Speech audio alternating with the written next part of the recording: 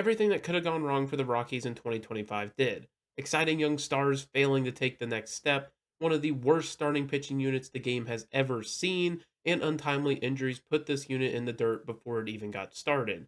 However, through this rebuild and some luck, we will turn around the fortunes of the Rockies and maybe not vie to be one of the worst MLB teams in history. Hello, my name is Avery Taylor, and welcome to Rebuild October, a series where we rebuild every single team across the month of October. So, whether you're looking for your favorite team or just generally curious about every team in the MLB, this is the series for you.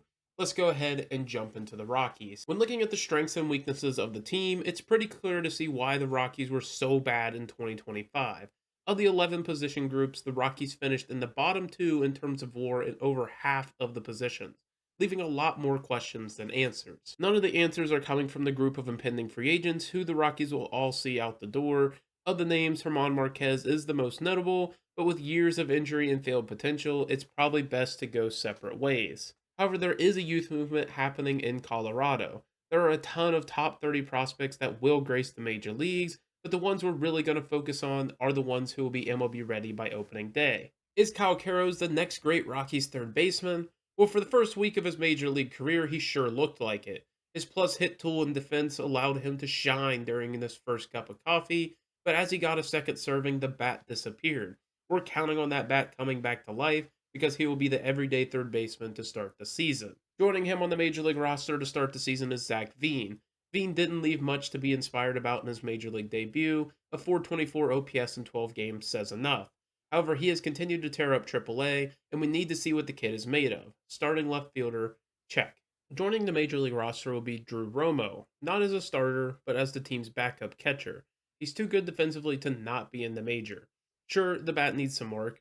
However, in the pursuit of the best team possible, Romo needs to be on the major league roster. Stepping outside the box, we're going to talk about Wellington Herrera, who hasn't pitched above Double A. His elite fastball slider combination has yielded excellent results at high A and Double A across the season. His strikeout to walk rate is incredible, and he could definitely be of service to this bullpen as a lefty reliever. Aside from that, we will probably see Charlie Condon, Cole Carrig, Rock Riggio, Sean Sullivan, Carson Palmquist, and others at some point in the season, assuming that they perform well, but they won't be making the opening day roster here. Before we can talk about the money that the Rockies will spend on free agents, let's talk about the money I'll be spending on my wife for Christmas. For every subscriber I gain over the course of October, I will add 50 cents to my wife's Christmas budget. We'll be starting at $150 and go from there. So even if you hate me, yeah, F that guy. She's a wonderful wife, and I just want to make this Christmas special for her. Back to the Rockies. To kick things off, we'll have the Rockies grabbing an everyday second baseman in Adam Frazier.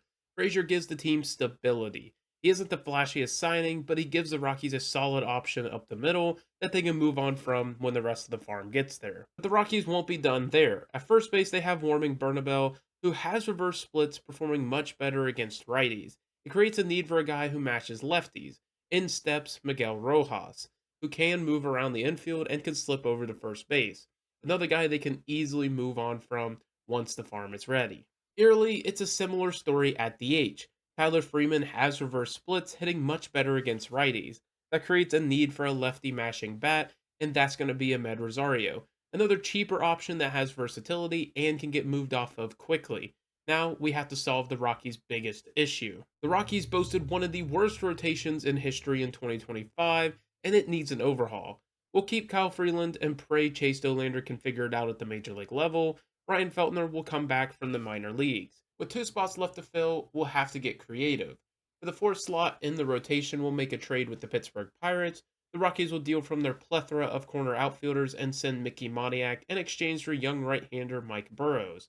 The Pirates have a surplus of right-handed arms and desperately need bats, so both teams fill out needs from their surplus. However, the team still needs one more starter. That's where we turn to free agency, and the Rockies will invest in Anthony DeSclafani. DeSclafani is a solid starter option that will add some stability to the rotation. Luckily for the Rockies, the bullpen wasn't nearly as bad as the rotation, and there isn't very many spots to fill. As it stands, we already have 6 of the 8 spots filled, and the final 2 will come from free agency. The Rockies will grab a lefty reliever in the form of Ryan Borucki. Borucki isn't the flashiest signing, however, he is very good at what he does. Against lefties, he's virtually unhittable. If the matchups are played right, he can definitely bring a lot of value. For the final bullpen spot, we had the Rockies going out and signing Hector Neris, who is having a rough season, all things considered. However, he is still flashing elite strikeout numbers and is a little control from being a good to elite reliever again.